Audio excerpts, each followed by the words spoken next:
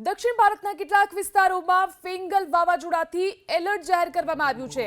Fengal વાવાઝોડું વધુ શક્તિશાળી બની રહ્યું છે અને હવામાન વિભાગ અનુસાર આજે બપોર બાદ ફેંગલ વાવાઝોડું તમિલનાડુ અને પુડુચેરીના દરિયાકાંઠાના વિસ્તારો સાથે ટકરાશે।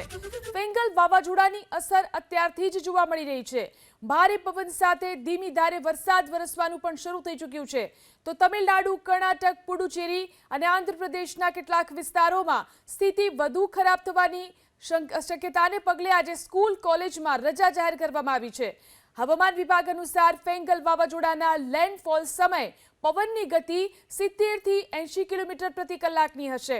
વાવાઝોડા બાદ ભારે વરસાદને કારણે તમિલનાડુના ત્રિચી, રામનાથપુરમ, નાગપટ્ટિનમ, કુડાલોર, વિલ્લુપુરમ અને તિરુવલ્લુર જિલ્લાની અંદર પણ એલર્ટ જાહેર કરવામાં આવ્યું છે।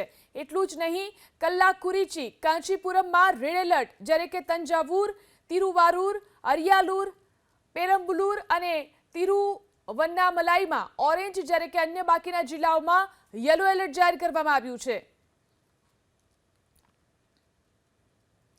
તો દક્ષિણ ભારતમાં ફેંગલ વાવાઝોડાને કારણે ફફડાટ જોવા મળી રહ્યો છે। બપોર બાદ તમિલનાડુ અને પુડુચેરીમાં ફેંગલ વાવાઝોડું ટકરાશે, ત્યારે તમિલનાડુ, કર્ણાટક, પુડુચેરી અને આંધ્રપ્રદેશમાં ભારે પવન સાથે વરસાદનું એલર્ટ છે।